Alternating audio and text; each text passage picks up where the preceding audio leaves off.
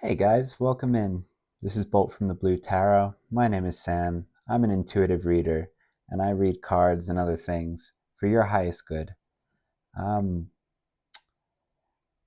apologies if I'm a little bit scattered. I'm just coming out of like a fairly heavy trance state that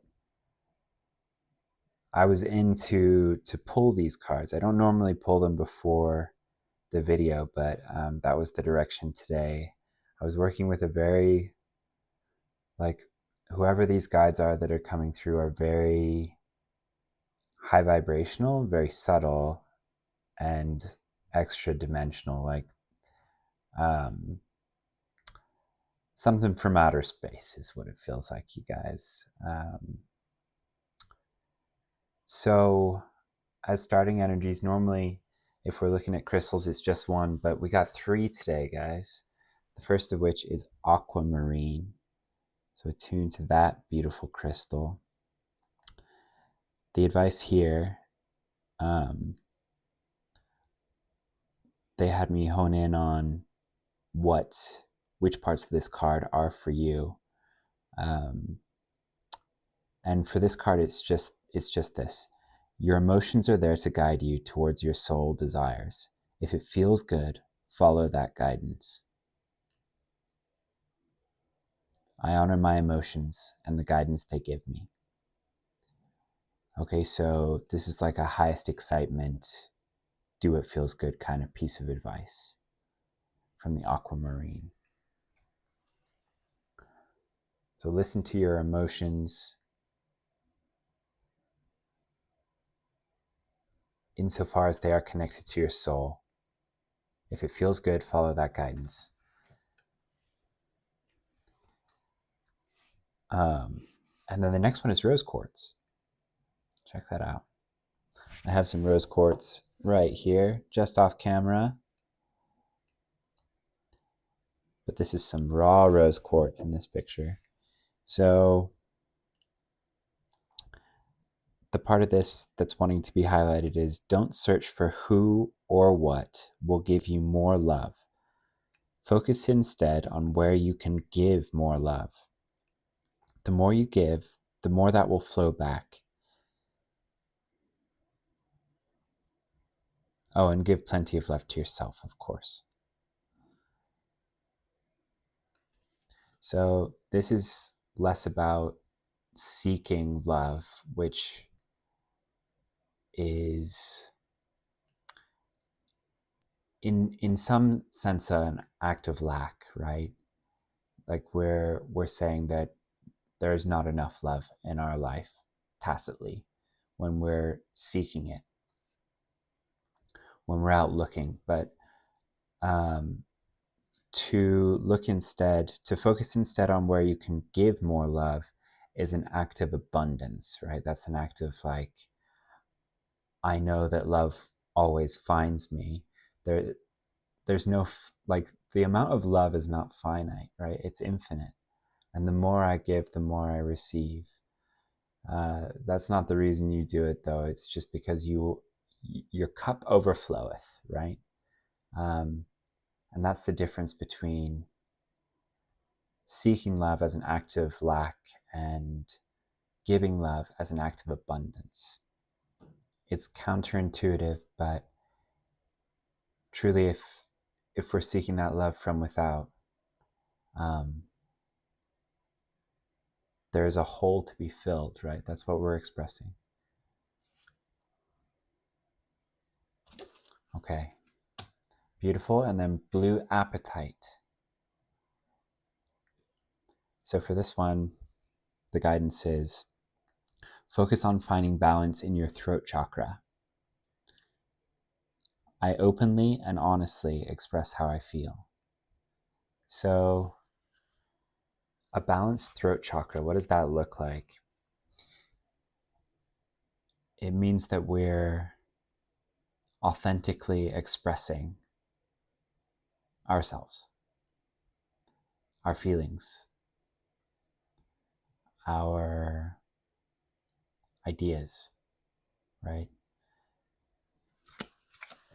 Aquamarine is another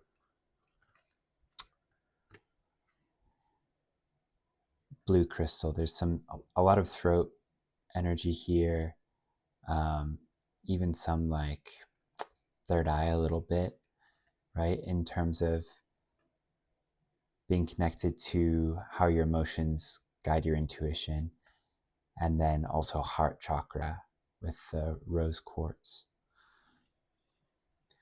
So some beautiful starting energies there with the aquamarine, the rose quartz, and the blue apatite. And then I went into the 78 Tarot Astral.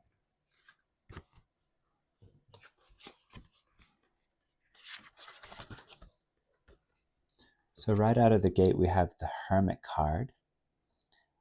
And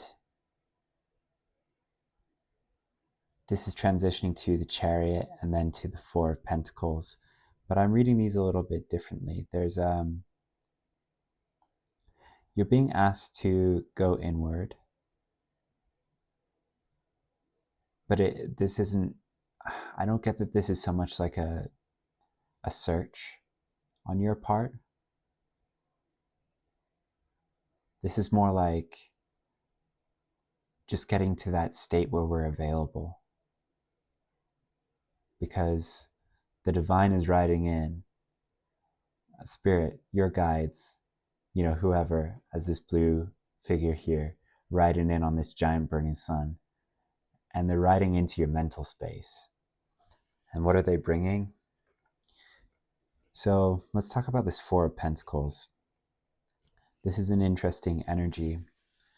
I was confused for a second by this card, but just check out the art on this really quick. Typically the Four of Pentacles, it can be like, one interpretation is the miser, right? Like someone who's clinging on in a grasping way to the materiality of their lives. It's constantly counting their pentacles, right? Kind of a Scrooge type energy. But with this Four of Pentacles, I don't really get that at all. She's very calm. She is in kind of a hermit space in that, you see the city far off behind her, and she's kind of out secluded in this area. She's drawn a pentacle on the ground. There's some this is like a sacred space, right? Like of her own creation. And from within this space, I don't get any grasping here, any clinging to these pentacles. What I get is like a self-fulfilled receiving.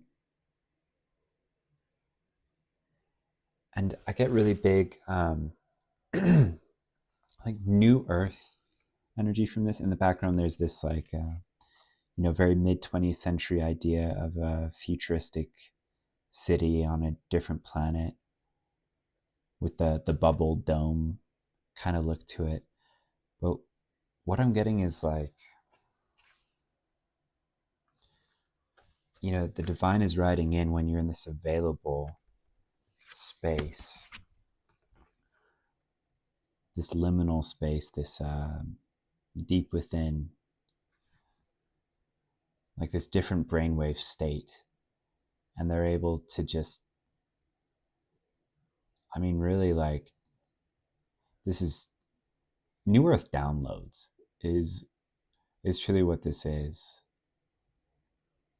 Like you're being given some pentacles here, or like the blueprints for pentacles. You see how she's sort of drawn this on the ground with the disconnected lines that you would do on a sketch, or like a connect the dot. It feels like she's been given these very precious blueprints in the form of downloads from the divine, and The ask here is, like, if there's no grasping energy, but if there's anything similar, what it is a safeguarding. There's a stewardship energy to it.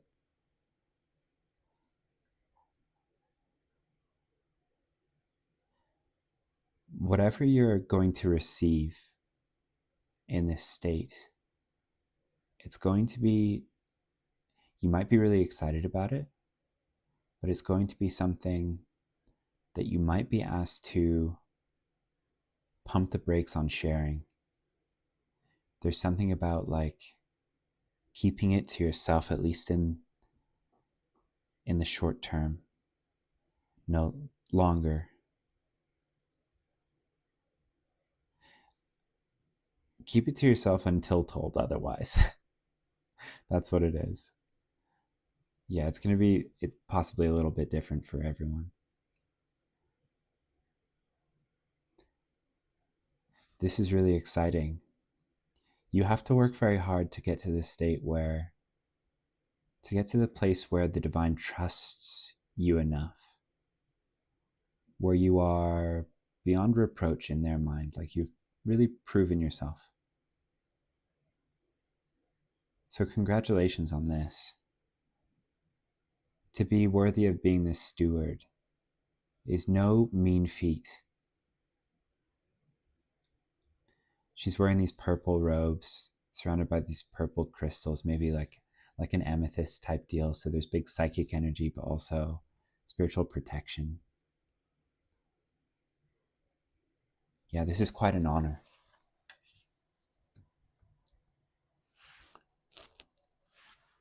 And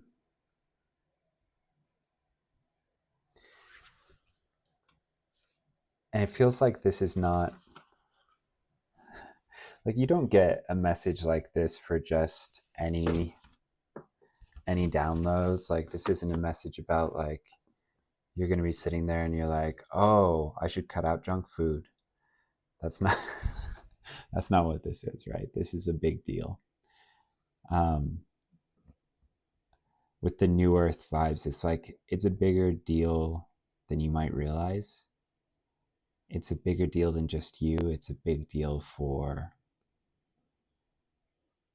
humanity, is what I'm getting, which is an exciting message to deliver. So in this Meliora panel here that I pulled from the Hollow Woods, in this first panel, like what I get here is you are being guided, right? I think we've had this card before in the vein of like an ancestor guiding you, or you from a former, like a past version of you, like a past life version of you guiding you. But there's this very quiet guiding energy, you know, where she's like, just follow me. There's reassurance here that you are being guided, because it's like, okay, Sam, little old me gets these, first of all, not little old you, you're a big deal, whoever I'm talking to. And second of all, like, if you're feeling any apprehension about this, it's just because you want to live up to this responsibility. That is what I know about you. And this next, this Meliora is coming out to say, like, you don't have to worry. It's not yours to bear alone. This is a co-creation, right? And you are being guided. They need you to take the steps forward, obviously, but you have support. You have guidance. Breadcrumbs at the very least. And that's what I get from a little bit from this energy. So this is kind of like, I'm getting the raven as a messenger. I'm getting the skull and the raven just to say, like, you're going to be dropped these, because these are very big, very prominent occult symbols, right? With the skull and the raven. So what I get from this is you're going to be given these signs and symbols. And this is likely clarifying like in what form this guidance will come. Yeah, signs and symbols. So pay special attention to those. I'm getting that you don't even have to pay extra special attention. Yeah, this is like not something you have to really worry about too much. It's going to be organic in the way that only the universe can deliver it. Like, it's going to be very natural. It doesn't mean it won't feel magical, because most likely it will, but it won't feel like it won't feel contrived on your part.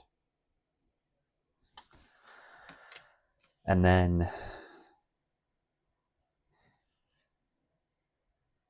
yeah, just what I'm getting from this is like this guidance, these signs, symbols, and synchronicities. Like, you might feel like you're dealing with this labyrinth, right?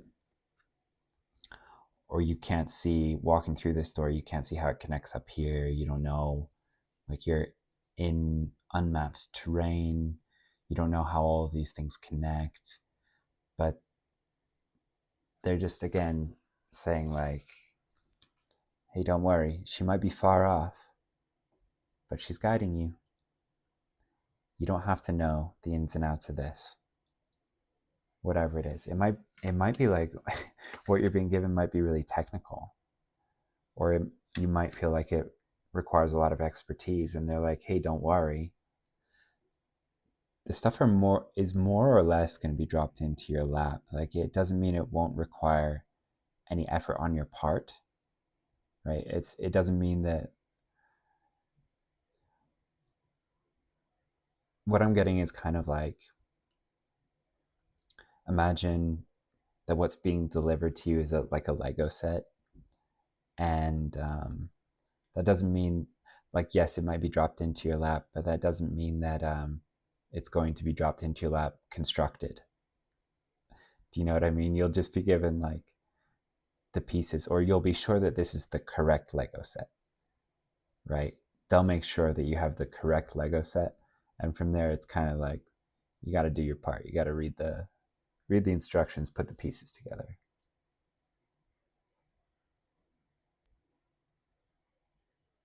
Or at least be guided in the way that you construct it. Do you know what I mean? Yeah. Okay, and then we hopped into some tarot. So I wonder if I can hold all of these at once. Is that advisable? Let's see. Can I do like this?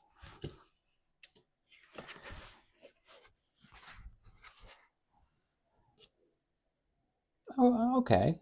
That's fair. That's reasonable enough. Okay, let's see. So I'm reading the Hanged Man as this central figure in this read, and it moves from the center, and he is you. You are the Hanged Man.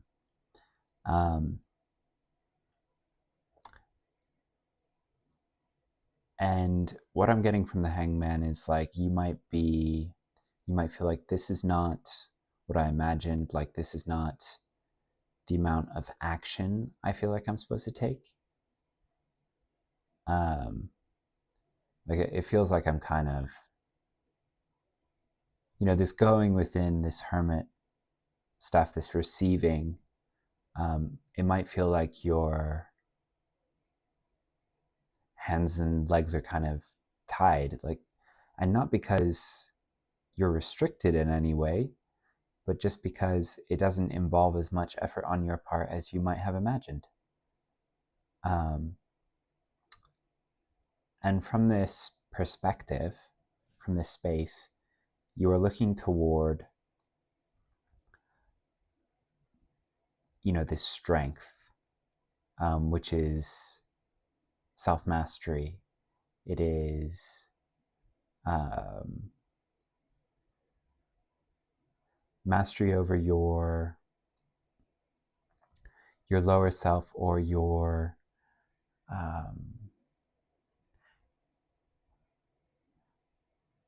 not unhealthy tendencies necessarily, but tendencies that have run away from you in the past. Like, especially if you're used to doing to make things happen, right? Sometimes this strength can be like, it can be the hardest thing for someone who's programmed their entire life that good things only come from hard work, or from doing, or from, just like lots of effort and labor. It can be the hardest thing in the world for someone who's received that programming their entire life to sit and receive abundance. It can be very difficult, but feels like you're steadfast in resolving to face this direction, because what's behind you, what you're turning away from, is unfortunate events from the past and from conflict. And this is like internal conflict and unhelpful beliefs.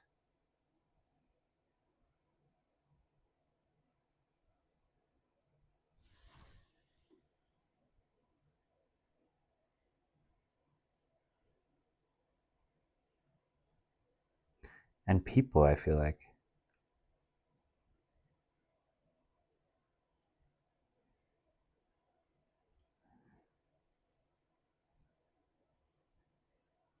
just like outside events, maybe. Yeah, you're maybe turning away from expecting this to come through the exoteric, like the outside, and realizing that it comes more from within, from the esoteric, from yourself, your spirit.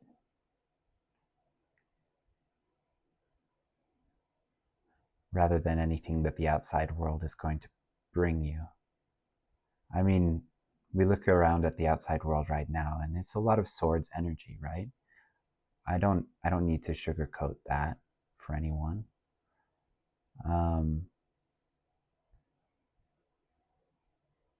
Or there's a lot of people telling us that it should be swords all the time, right? And swords in this deck is just like negative. It's like tragedy, illness, dis-ease.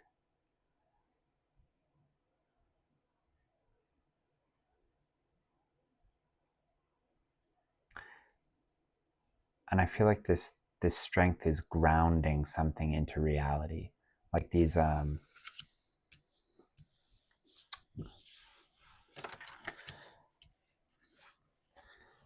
the aforementioned pentacles, right? It's by making this choice to choose to believe that you can channel this,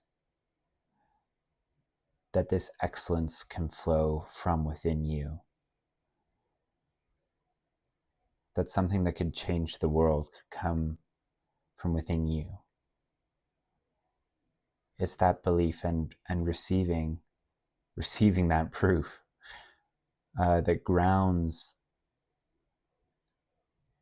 this new earth energy into our 3D reality and into your world. Let me just briefly say, like, this doesn't have to be, like, you don't have to have come up with, like, what you receive doesn't have to be, I don't know, like a blueprint for a beautiful cathedral or a new form of transportation, or like a super efficient engine or something like that. It doesn't have to be that. It can be something that creates new earth in your life. And if it does that, it brings the collective that much closer to, you know, their own individual new earths and overall new earth energy. So yeah, I just wanted to mention that in case what you receive is like, oh, I just kind of thought that it would be like the blueprint for a city on a different planet, and it might not be that. But it's going to be something that will drastically change your world for the better. And I feel like it's going to prove to you, I don't feel like you need it. It's going to prove to anyone who watches that magic is so real. That when you work with the divine and yourself as divine, you can change your stars. Yeah. Okay, single piece of advice. So I pulled one card for you guys from my storybook deck, and this is Qui-Gon Jinn meditating behind the blast shield. This is from Star Wars Episode 1. This is during a lightsaber battle, and this is card number 81, by the way. To my way of thinking, best lightsaber battle in all of Star Wars, but feel free to mention in the comments if there's one that you prefer. But this lightsaber battle is called Duel of the Fates, and the music is incredible. You should look it up. It's probably like a 5-minute lightsaber battle, all things told. But there's this moment where Qui-Gon Jinn, who's one of the good guys, is fighting this Sith Lord Darth Maul. And, you know, they're fighting, they're lightsaber battling, and then between them, they get into this area with a bunch of like blast shields, and there are these force fields, these red force fields. And one of them springs up between them, and they can't penetrate this force field. So they're just kind of stuck there until the blast shield goes down. And it's every, 30 seconds or something like that, every minute. And Darth Maul just paces like a caged tiger looking at Qui-Gon Jinn. And Qui-Gon Jinn decides to take this, 1 minute, 30 seconds space of time. And instead of standing there, strategizing or trying to like psych Darth Maul out or something like that, he just like collapses his lightsaber and he kneels down and he meditates for a minute. And it's like a wordless scene. And you don't really get too much of a reaction from either of them. And it's a really good little moment. This card is a reminder that there's always time to meditate. And if you're like, Sam, I can't sit down for half an hour, and I'm not saying that, 30 seconds, that counts. 1 minute, that counts. That's 1 minute in which you are more available to spirit.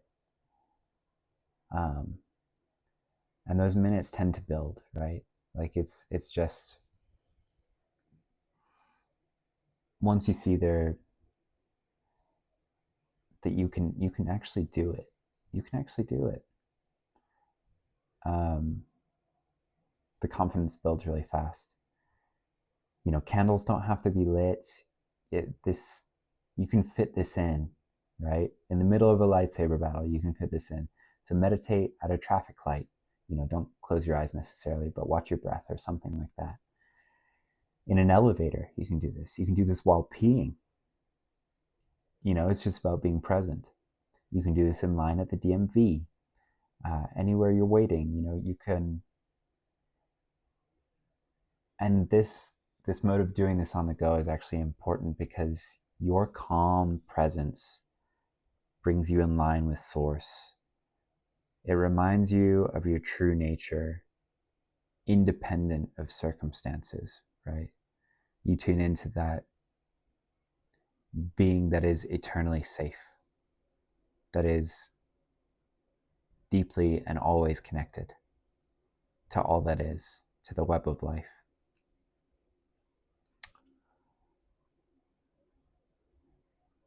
And it helps to make other people around you calm as well. When you are this beacon of calm, it helps everyone.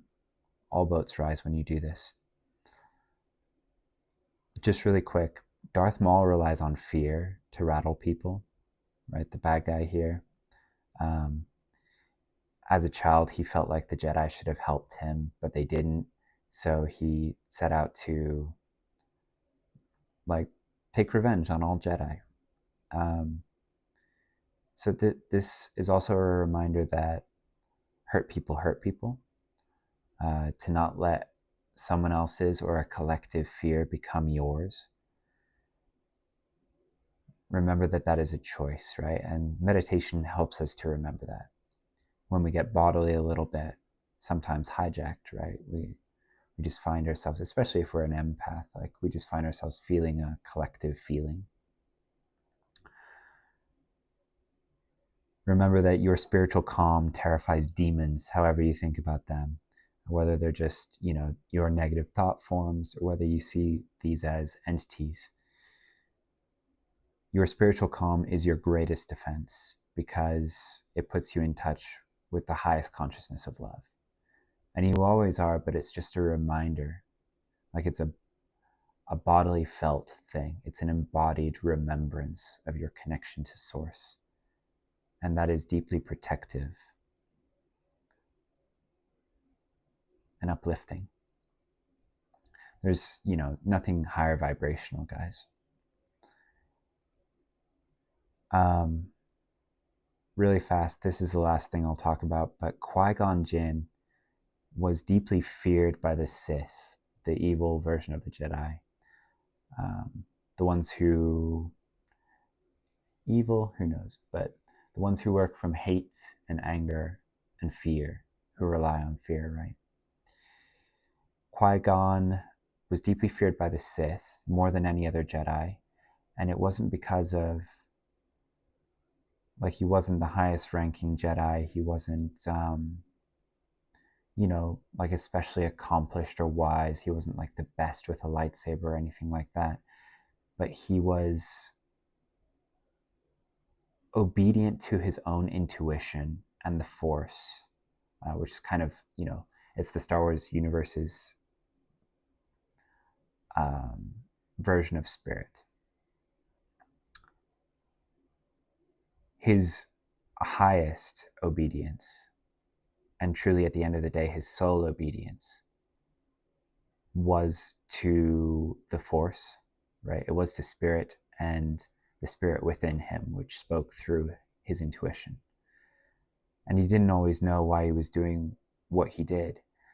So whereas other Jedi working together, planning, strategizing, Qui-Gon was just doing what the Force told him to do, right? What Spirit told him to do. And that's what made him the most dangerous to evil. His obedience to God, if you like. It put him deeply in touch with Spirit, with the Force. And it made him incorruptible. It made him unmanipulatable. It made him impervious to fear and being rattled by fear, because his one true allegiance was to Spirit and to his own soul as the Spirit within. And I'll leave you guys with that. Thank you for joining me today. This was a beautiful reading, and you have a truly magnificent destiny. That's the truth. I look forward to seeing, hearing, feeling your new earth. I'll see you guys in the next reading. Take care.